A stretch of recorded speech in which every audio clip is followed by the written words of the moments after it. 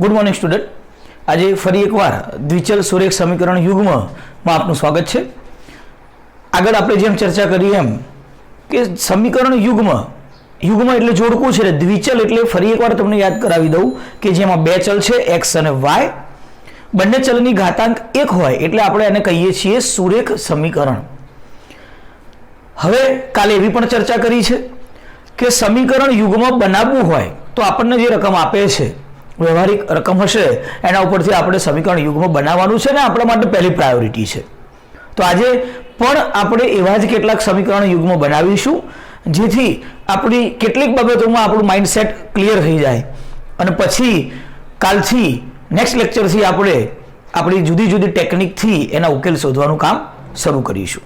તો સૌથી પહેલી આપણી રકમ છે 1 કિલોગ્રામ સફરજન અને 1 કિલોગ્રામ પાઇનેપલની કુલ કિંમત 150 છે। મિત્રો અહીંયા વાત કોની ચાલી રહી છે તો કે સફરજનની કિંમત અને પાઇનેપલની। તમે એનો બંને જાણીએ છીએ કે જ્યારે પણ આપણે માર્કેટમાં ફ્રૂટ કે શાકભાજી કે એવું કંઈ લેવા જઈએ છીએ તો આપણને ખબર છે કે ભાઈ ભાવ પૂછશો તો ભાવ કિલોનો હશે, તો કિલો 1 કિલોગ્રામનો જ ભાવ હોય તો ધારણા પણ આપણે એ જ રીતે કરવાની જેમ રીતે વ્યવહારિક હોય। તો હું એમ કહું કે ધારો કે 1 કિલોગ્રામ સફરજનની કિંમત x રૂપિયા છે અને એ જ રીતે 1 કિલોગ્રામ પાઇનેપલની કિંમત y રૂપિયા છે। હવે મારી પાસે અહીંયા બે વાક્ય છે।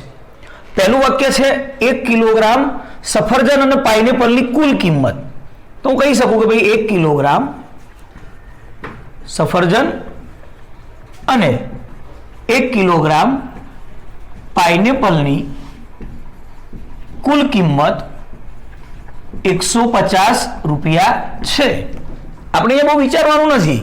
1 કિલોગ્રામ સફરજનની કિંમતને આપણે શું ધારેલું છે x, 1 કિલોગ્રામ પાઇનેપલની કિંમતને આપણે શું ધારેલું છે y, બંનેની કુલ કિંમત મારી જોડે છે 150। તો અમારું સમીકરણ 1 છે, પહેલું સમીકરણ તૈયાર છે, બરાબર। બીજી વાક્યની વાત કરીએ। દરેક વાક્ય રચનામાં તમને બે સમીકરણ બનાવવા માટેની બે લાઈન આપી જશે।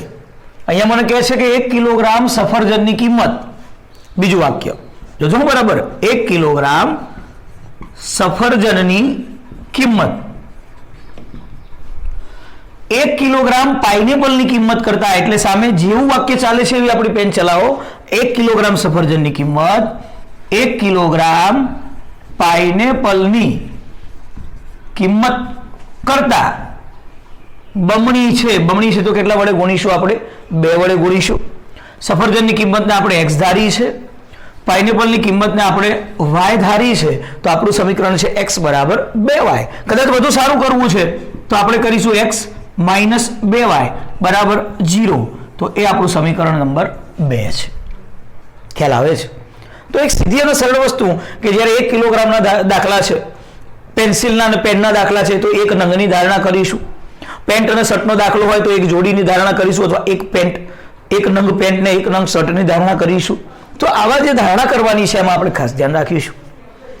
સેકન્ડ આપણી પાસે આવા ક્વેશ્ચન હશે, બે વ્યક્તિના રનના રિલેશન, જેવી રીતે કાલે આપણે સચિન અને સહેવાગના રન જોયા છે। બે વ્યક્તિના ગુણના રિલેશન, જેમ કે અહીંયા ધોરણ 10ની ગણિતની પરીક્ષામાં નિલેશ ઇલેશ કરતા બમણા ગુણ મેળવે છે। ભાઈ એને બમણા ભલે મેળવ્યા, પહેલા મને કહો તો ખરા, નિલેશે કેટલા મેળવ્યા છે મને ખબર નથી, ઇલેશે કેટલા મેળવ્યા છે મને ખબર નથી। તો વાત ચાલે છે નિલેશ અને ઇલેશના ગુણની। તો હું શું કરીશ તો સૌથી પહેલા ધારણા કરીશ। ધારો કે ચલો પહેલા કોના ધારીશું? નિલેશ છે તો નિલેશના ધારીએ। તમે ધારણા માટે તમારી મરજીના માલિક છો। કોઈને એવી ઈચ્છા થાય કે સાહેબ તમે નિલેશ ધારો છો, અમારે નથી ધારવું, અમારે ઇલેશ એક્સ ધારવા છે, તો એઝ યુ લાઈક, પણ પછી તમારા સમીકરણ એ રીતે બનશે। ક્લિયર છે? તો નિલેશના ગુણ સમજો કે હું ધારું છું એક્સ આવ્યા, એ જ રીતે ઇલેશના ગુણ સમજો કે વાય ધાર્યા છે। બે ચલ છે, દ્વિચલ છે, અહીંયા વારંવાર ધ્યાન રાખજો કે દ્વિચલ છે તો બે ચલ ધારીશું જ। આના નેક્સ્ટ ચેપ્ટરમાં એક જ ચલ આવશે તો હું ભલે બે વાત હોય પણ બે ચલ નહીં ધારું, એક જ ચલ ધારીશ। એક ચલ ઉપર જ આપણે કામ કરવાનું છે। અહીંયા બે ચલ છે, દરેક વખતે બે કિંમત ધારીશું। કાલે એક સ્ટુડન્ટે મને ક્વેશ્ચન કર્યો હતો કે સહેવાગના રન વાય હોય તો સચિનના 3 વાય થઈ જાય, ચાલે છે? સાચા જ છો તમે, પણ બે ચલ ધારવાના છે તો સચિનના રનને અલગ ચલમાં ધારવાના, સહેવાગના અલગ ચલમાં ધારવાના, એટલે આપણે એક્સ અને વાય થી ચાલીએ છીએ, બરાબર? તો અહીંયા પહેલું વાક્ય છે મારું, નિલેશ ઇલેશ કરતા, જોજો હો વાક્ય પ્રમાણે બનાવું છું, નિલેશના ગુણ ઇલેશના ગુણ કરતા કેવા છે? બમણા છે. જો તમે વ્યવહારિક દ્રષ્ટિએ વિચાર કરો તો પણ સમજી શકશો કે સર નિલેશના ગુણ ઇલેશ કરતા બમણા છે. જો નિલેશના ડબલ હોય, મારે ઇક્વલ કરવું હોય તો કોને બે વડે ગુણવા પડે? ઇલેશને. જેના ઓછા છે એને ગુણવા પડે, સમજો છો ને? આને 40 છે, આને 20 છે, તો 20 ને બે વડે ગુણો તો એ 40 બરાબર લખાય, કારણ કે સમીકરણ હંમેશા ઇક્વલમાં લખાય છે. સમજાય છે કે નહીં? પછી તમે એમ કહો કે સર નિલેશને ડબલ હતા તો નિલેશને બે વડે ગુણવા પડે, તો નિલેશ તો 40 નું 80 થઈ જાય, તો બરાબર પછી હું ઇલેશ ના લખી શકું. હું ઇક્વલ કરવાની વાત કરું છું.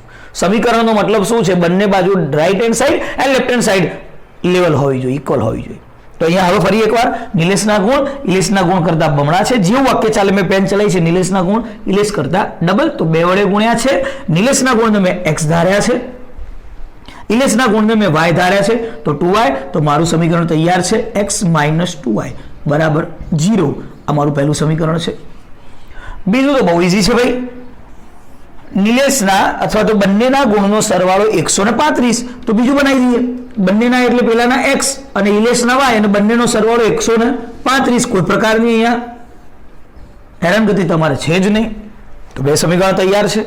બંનેના ગુણનો સરવાળો 135 છે.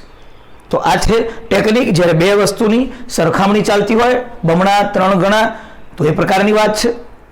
બીજી એક પેટર્ન તમારે વારંવાર આવશે, લંબચોરસના એક્ઝામ્પલ. તો લંબચોરસમાં લંબાઈ અને પહોળાઈની જ વાત હશે. એવું એક એક્ઝામ્પલ પણ આપણે અહીંયા લઈએ છીએ.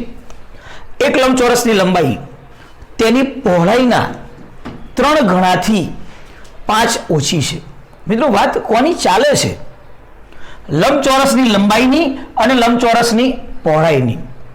કોઈ પણ લંબચોરસ છે, મને ખબર નથી, લંબચોરસને એની લંબાઈ પણ હોય અને પહોળાઈ. સમજો કે આ લંબાઈ છે, આ પહોળાઈ છે, આ લંબાઈ છે, આ પહોળાઈ છે. આપણી જોડે નથી તો આપણે ધારણા કરી દઈએ કે ધારો કે લંબચોરસની લંબાઈ x ધારવી હોય તો x. કોઈ એવું પણ કરે છે કે લંબાઈને l ધારે છે, વાંધો નથી, l પણ એક ચલ છે, બરાબર. અને પહોળાઈ હું ધારું છું y. થઈ ગયું મારી પાસે કામ. હવે એ શું કહે છે એ પ્રમાણે મારે કામ કરવું છે. સમજો કે મારું પહેલું વાક્ય શું કહે છે? લંબાઈ તેની પહોળાઈના 3 ગણાથી 5 ઓછી છે. જો તમે એમને વિચાર કરવા જશો કે કેવી રીતે કામ કરું, લંબાઈને કોના વડે ગુણું, શું કરું, તો કન્ફ્યુઝ થશો. મિત્રો જેમ વાક્ય ચાલે છે એમ પેન ચલાવો, બહુ ઇઝી. લંબાઈ સામે કોની વાત આવી? પહોળાઈની. તો બીજી વસ્તુ, બીજા ચલની વાત હોય, ઇક્વલ કરીને મૂકી દો સામે. પહોળાઈ કરતા પહોળાઈના કેટલા ગણા? 3 ગણા. 3 ગણા કરવા હોય તો 3 વડે મલ્ટીપલ કરવા પડશે, અને એનાથી 5, જો 5 ઓછી છે તો શું કરવાનું છે? માઇનસ. વધુ હોય તો પ્લસ. વાક્ય ફરી એકવાર ચેક કરી લઈએ. લંબાઈ તેની પહોળાઈના 3 ગણા કરતા 5 ઓછી છે. પોસિબલ જ નથી, સમીકરણ ખોટું પડે. ઓકે, ધારી લઈએ. લંબાઈ x ધારી હતી, પહોળાઈ y ધારી હતી, અને -5. બધું આમ લઈ દો. x 3y આ બાજુ આવશે તો -5 આ બાજુ આવશે તો પ્લસ, ઇઝ ઇક્વલ ટુ 0. પહેલું સમીકરણ તૈયાર છે, નંબર 1. બીજું સમીકરણ છે મારી પાસે, બીજું વાક્ય છે મારી પાસે. લંબચોરસની પરિમિતિ 110 છે. જોજો હા ખાસ. હવે પહેલી વાત કે પરિમિતિ માટે શું હોવું જોઈએ? તો કે મને લંબચોરસની પરિમિતિનું સૂત્ર તો આવડવું જોઈએ ને. નથી આવડતું, ભૂલી ગયા છો, ધોરણ 5-6 માં ભણી ગયા છો, એના પછી 8-9 માં પણ પરિમિતિના સૂત્રો આવ્યા છે. પરિમિતિ એટલે કોઈ પણ પ્રકારની જે આકૃતિ છે એની ચારેય બાજુ કે જેટલી પણ બાજુ હોય બધાનો સરવાળો. લંબચોરસ છે તો 4 બાજુ હશે, ચોરસ છે તો 4 બાજુ હશે, પણ પંચકોણ હોય તો 5 બાજુ હશે, ષટકોણ હોય તો 6 બાજુ હશે. તો જેટલી પણ બાજુ છે બધી જ બાજુઓનો સરવાળો. ધેટ મીન્સ કે ઓનલી ફોર બોર્ડર. હા, વર્તુળ હશે તો તમે વર્તુળને બાજુ નથી હોતી તો તમે વર્તુળ માટે પરિઘનું સૂત્ર ભણ્યા છે. બોર્ડર એટલે પરિઘ 2πr એ એની પરિમિતિનું સૂત્ર છે વર્તુળની. હાલ મારે એની જરૂર નથી. પણ હું જો લંબચોરસની વાત કરું તો ચારે બાજુનો સરવાળો ધેટ મીન્સ લંબાઈ વત્તા પહોળાઈ વત્તા લંબાઈ વત્તા પહોળાઈ. ઓકે, અને આનો જ ક્વેશ્ચન જો ચોરસનો હોત તો ચારે બાજુ સરખી હોય લંબાઈ વત્તા લંબાઈ વત્તા લંબાઈ વત્તા લંબાઈ તો તમે એને શોર્ટ કરી અને તમારું સૂત્ર રજૂ કરી શકો છો 4l. l વત્તા l વત્તા l 4 ટાઈમ થાય તો 4l. અહીંયા પણ હું સૂત્ર બનાવું છું. આવું કામ આપણે દર વખતે નહીં કરીએ. લંબાઈ અને લંબાઈ 2 લંબાઈ થઈ, પહોળાઈ વત્તા પહોળાઈ 2 ટાઈમ પહોળાઈ છે, 2 કોમન લંબાઈ પ્લસ પહોળાઈ. મિત્રો હવે પછી ગમે ત્યારે દાખલો આવે તો લંબચોરસની પરિમિતિનું સૂત્ર સીધું મૂકીશું 2 કૌંસમાં લંબાઈ વત્તા પહોળાઈ. આ માત્ર તમને યાદ કરાવ્યું છે. બરાબર છે. તો પરિમિતિ મને આપી છે 110 રકમમાં. હું મૂકી દઉં છું પરિમિતિ 110. આ 2 જે છે એ ગુણાકારમાંથી ક્યાં જશે? નીચે ભાગાકારમાં જશે ને. બરાબર. લંબાઈ માટે x ધાર્યા છે, પહોળાઈ માટે y ધાર્યા છે. પતી ગયું મારું સમીકરણ. 110 ભાગ્યા 2 એટલે 55 થશે is equal to x plus y. તો છેલ્લું સ્ટેપ આપું છું x પ્લસ વાય 55 આમ મોકલી દો તો -55 બરાબર 0. એક બાબત ખાસ યાદ રાખજો કે તમે આવા સ્ટેપમાં પણ ક્યારેક ભૂલ કરો છો. તમને એવું જ છે કે જમણી બાજુથી ડાબી બાજુ લવાય એવું નથી.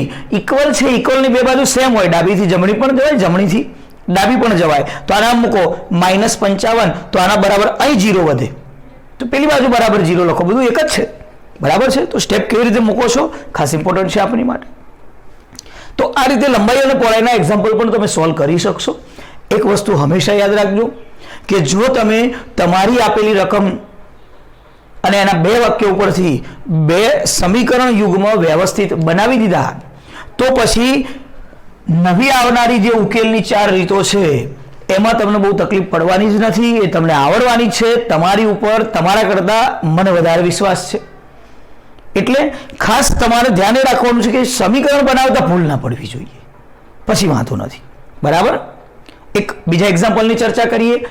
આ પેટર્ન પણ તમારી બુકમાં વધારે એક્ઝામ્પલ તમને એના જોવા મળશે. પિતા પુત્રને કહે છે એટલે કે પિતા અને પુત્રની ઉંમરના દાખલા, માતા અને પુત્રીની ઉંમરના દાખલા. આવા એક્ઝામ્પલ પણ તમને જોવા મળશે. 5 વર્ષ પહેલા શું કીધું પિતાએ? 5 વર્ષ પહેલા મારી ઉંમર તારી ઉંમર કરતા 7 ગણી છે. મિત્રો વાત ઉંમરની ચાલે છે, તમે ઉંમર તો જાણતા નથી. પણ હવે કન્ફ્યુઝન ક્યાં છે? તમે શું કરો છો? 5 વર્ષ પહેલા પિતાની ઉંમર ધારી દીધી તો શું આખો દાખલો એક જ કન્ડિશનમાં ચાલે છે? ધેટ મીન્સ કે 5 વર્ષ પહેલાની જ કન્ડિશનમાં ચાલે છે તો વાંધો નથી. પણ બીજું વાક્ય જોશો એટલે સીધું 5 વર્ષ પછી આવી ગયું. જોઈ લો, આ 5 વર્ષ પહેલા, આ 5 વર્ષ પછી. એક જ દાખલામાં 2 અલગ અલગ કન્ડિશન છે. તો તમે 5 વર્ષ પહેલાની ઉંમર ધારી હોય તો 5 વર્ષ પછીમાં તકલીફ પડશે. તો જ્યારે પણ ઉંમરનો દાખલો છે ખાસ ધ્યાન રાખો કે એક ઉંમરનો દાખલો છે અને ઉંમર ધારવાની છે તો હાલની જ ઉંમરની ધારણા કરવી. બરાબર. તો હું ધારણા કરું છું, ધારો કે પિતાની હાલની ઉંમર x વર્ષ છે અને પુત્રની હાલની ઉંમર કેટલા વર્ષ છે? y વર્ષ છે. તમને એમ થાય કે સર વાત 5 વર્ષ પહેલાની ચાલે છે અને તમે ધારણા હાલની કરો છો. શું કરીશું? કશું જ કરવાનું નથી. તમે મને કહો ને, તમારા પિતાની હાલની ઉંમર તમને ખ્યાલ હોય, સમજો કે 32, તમારા પિતાની હાલની ઉંમર 32 છે અને તમને એમ કે તમારા પિતા એમ કે 2 વર્ષ પહેલા તો તમે નહીં કહી દો કે તમે 30 યરના હશો. તમારા પિતાની હાલની ઉંમર 45 છે, એ 5 વર્ષ પહેલાની વાત કરશે તો તમે કહી શકશો કે તમે 40 વર્ષના હશો. મિત્રો હાલની જાણતા હોય તો પહેલાની અને પછીનીમાં કોઈ પ્રોબ્લેમ પડતી નથી. અહીંયા મારી જોડે કન્ડિશન છે, વાક્ય પછી જોઈશ, પહેલા અહીં જોઈશ કે 5 વર્ષ પહેલાની વાત ચાલે છે તો પહેલા 5 વર્ષ પહેલામાં હું જતો રહું. જો આટલું કરશો તો ક્યારેય ભૂલ નહીં પડે. ચલો 5 વર્ષ પહેલાની હું વાત કરું તો 5 વર્ષ પહેલા તમે મને કહેશો પિતાની ઉંમર શું થશે? તો કે પહેલાની કન્ડિશનની વાત ચાલતી હોય તો હાલ જે ઉંમર છે એમાં જેટલા વર્ષની વાત ચાલતી હોય એ વર્ષ ઉમેરાય કે બાદ થાય? તમે વિચારો. મેં તમને કહ્યું કે તમારા પિતા 45 વર્ષના છે તો 5 વર્ષ પહેલા એ મોટા હશે કે નાના? તમે જ કહેશો કે સર શું મસ્કરી કરો છો? નાના જ હશે. નાના હોય તો શું કરવું પડે? માઇનસ. તો જ્યારે પહેલાની કન્ડિશનની વાત ચાલતી હશે તમારે કંઈ જ કરવાનું નથી. હાલની ઉંમર x છે, 5 વર્ષ પહેલાની વાત ચાલે છે તો -5. એ જ રીતે પુત્રની ઉંમર, હાલની ઉંમર y છે, 5 વર્ષ પહેલાની થશે y -5. અને હવે હું પહેલું સમીકરણ બનાવું છું. કેમ એવું મેં કર્યું છે? મારી કન્ડિશન 5 વર્ષ પહેલાની ચાલે છે, મારે 5 વર્ષ પહેલા જવું જ પડે. વાક્ય 5 વર્ષ પહેલાનું છે. શું કહે છે? મારી ઉંમર. મારી એટલે કોણ બોલે છે આ વાક્ય? પિતા. તો મારીના જગ્યાએ પિતા મૂકી દઉં. પિતા બોલ્યા છે તો આ તમે એક્ટિવ વોઇસ અને પેસિવ વોઇસ અંગ્રેજીમાં ચર્ચા કરો છો એમ કોના દ્વારા બોલાય છે? મારી ઉંમર. તો પિતા બોલ્યા છે તો એ પિતાની ઉંમર થઈ. તો અહીંયા વાક્ય રચના પ્રમાણે લખું છું, પિતાની ઉંમર. તારી ઉંમર કરતા, તારી એટલે કોને કહે છે? પુત્રને કહે છે. ધેટ મીન્સ કોની ઉંમરની વાત ચાલી રહી છે? પુત્રની ઉંમર. રાઈટ છે. તો પિતાની ઉંમર પુત્રની ઉંમર કરતા શું કહે છે? 7 ગણી. તો ગુણ્યા 7 છે. મારું કામ પૂરું થઈ ગયું. ફરી એકવાર વાક્ય જોજો. 5 વર્ષ પહેલાની વાત ચાલતી હતી તો પહેલું વાક્ય મેં સેટઅપ કરી દીધું. 5 વર્ષ પહેલા મારી એટલે કે પિતાની ઉંમર, તારી એટલે કે પુત્રની ઉંમર કરતા 7 ગણી છે. વાક્ય પતી ગયું. હવે તો કશું કામ નથી કરવાનું. જોજો હા, પિતાની ઉંમર માટે x ના મૂકતા કેટલા વર્ષ પહેલાની વાત ચાલે છે? 5 વર્ષ પહેલા. તો 5 વર્ષ પહેલા પિતાની ઉંમર શું છે? x -5. એ જ રીતે પુત્રની ઉંમર શું છે? y -5. બસ આટલું જ કામ તમારા માટે ઇમ્પોર્ટન્ટ છે. આપણે ફટાફટ કામ કરી દઈશું. હવે x -5, 7 ગુણાશે 7y -7 પંચા થશે 35. સમીકરણ વ્યવસ્થિત કરવું હોય તો 7y આમ લાવી દો. જોજો જમણી બાજુથી ડાબી બાજુ આવે છે તો પ્લસ હશે તો માઇનસ. બે કામ સાથે કરું છું. આ -5 છે, પેલી બાજુ મોકલું છું તો શું થશે? +5. તો -35 હતા અને +5. ભૂલ ન થાય. સમીકરણ ઉલટાવવામાં ભૂલ ના થવી જોઈએ. x -7y પેલી બાજુ જશે +5. તો સમીકરણ છે x -7y બરાબર -30. પહેલું સમીકરણ. ઓકે છે? તો કહેવાનું મને કે નવી વસ્તુ શીખવી તમારા માટે અઘરી નથી, પણ જૂનું જે ભણ્યા છો એ વિધાઉટ કોન્સેપ્ટ છે અથવા તો તમારો પાયો કાચો છે, સાદું રૂપમાં તમે કાચા છો, તો આ તમારો બેસ્ટ ટાઈમ છે. લોકડાઉન અને વેકેશન. આમ તો વેકેશન હોય તો તમને આટલો સમય નથી મળતો, પણ લોકડાઉનના કારણે તમારી જોડે મેક્સિમમ સમય છે. તમે ક્યાંય બહાર જઈ શકતા નથી. બરાબર છે? તો મેક્સિમમ ઉપયોગ કરો, સાદું રૂપની પ્રેક્ટિસ કરો. જેટલું સાદું રૂપ સ્ટ્રોંગ હશે નવી વસ્તુ શીખવામાં ક્યારેય તકલીફ પડતી જ નથી. બરાબર? ચલો બીજું વાક્ય બનાવીએ. બીજું વાક્ય જોઈશું. ક્યારની વાત છે ભાઈ? 5 વર્ષ પછી. તો હું એ ક્લિયર કરું કે મારે પાછું 5 વર્ષ પછીમાં જવું પડશે. નક્કી? તો પહેલા લખવું પડશે ભાઈ કે 5 વર્ષ પછી પિતાની ઉંમર શું થશે? તો કે હાલની હતી x.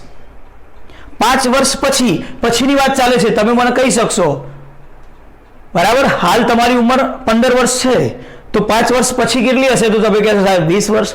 પછીની વાત ચાલતી હોય તો મોટું જ થવાય એટલે કે પ્લસ જ થાય. ધેટ મીન્સ અહીંયા 5 વર્ષ મારે ઉમેરવા પડશે. એ જ રીતે પુત્રની ઉંમર પણ y હતી તો એમાં પણ 5 ઉમેરવા પડશે. અને હવે હું વાક્ય જોઉં છું 5 વર્ષ પછી તારી જે ઉંમર હશે. તારી એટલે કોણ બોલે છે? વાક્ય પિતા બોલે છે. કોને બોલે છે? પિત્ર, એના પુત્રને. તો પિતા કહે છે તારી. તારી એટલે કોને કહે છે? બાળકને, પુત્રને. તો હું કહી શકું તારી જે ઉંમર હશે એટલે કે પુત્રની જે ઉંમર હશે તેના કરતા મારી ઉંમર 3 ગણી. કોની ઉંમર 3 ગણી? પિતાની ઉંમર. તો તમે એ જ વાક્ય ફરી એકવાર બનાવી શકો છો. પિતા એવું કહે છે તારી જે ઉંમર હશે. ચલો વાક્ય પ્રમાણે કામ કરું. તારી એટલે મારી માટે કોણ છે? પુત્ર.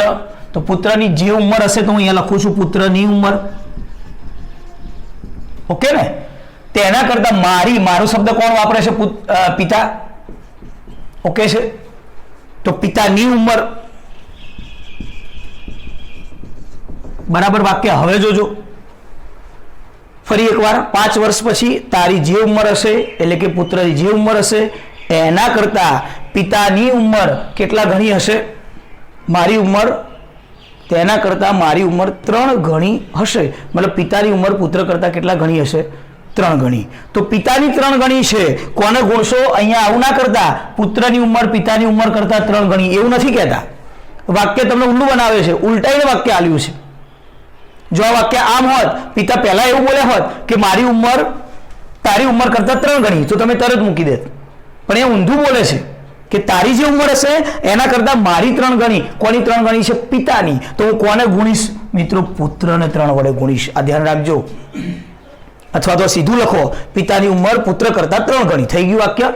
પિતાની ઉંમર પુત્ર કરતા 3 ગણી. ઓકે, લાસ્ટ પોઈન્ટ મૂકી દઉં છું. 3, પુત્રની ઉંમર કેટલી છે? y + 5. પિતાની ઉંમર કેટલી છે? x + 5. થઈ ગયું કામ? ખાલી સાદું રૂપ આપો.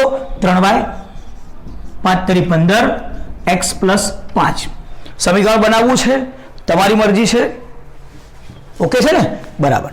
તો હવે શું કરશો? તમે જાણો છો x આ y પેલી બાજુ લઈ જવા છે, તો આવું કરજો. x y બાદ જશે તો -3y થશે, 5 આ બાજુ થશે તો -5 થશે. ફરી એકવાર જોઈ લેજો. y જમણી બાજુ મોકલ્યા છે તો -5, ડાબી બાજુ આવ્યા છે તો માઇનસ. છેલ્લું સ્ટેપ છે x - 3y બરાબર તમારો જવાબ થશે 10. આ તમારું બીજું સમીકરણ છે. ઓકે છે વાત? તો આ રીતે તમે કોઈ પણ ઉંમરના એક્ઝામ્પલ છે, પહેલા અને પછીનું ધ્યાન રાખીશું. આવી નાની નાની બાબતો ધ્યાન રાખી અને નેક્સ્ટ લેક્ચરથી આપણે હવે આપણા જે ઉકેલ છે ને એની જે ટેકનિકો છે, અલગ અલગ 4 રીતો, એની ચર્ચા કરીશું. જો કાલે આલેખની રીતની ચર્ચા કરવાની છે નેક્સ્ટ લેક્ચરમાં, એટલે તમને એડવાન્સ કહું છું કે ગમે ત્યાં સ્ટેશનરી હોય, તમારી જોડે જૂના આલેખ પડ્યા હોય, આલેખ બુક છે એ કલેક્ટ કરીને રાખજો. એટલે આપણે ચાલુ લેક્ચરમાં તમારે કોઈ તકલીફ ના પડે. તો આલેખની રીત માટે આપણે કાલે મળીશું, જલ્દી મળીશું. Thank you.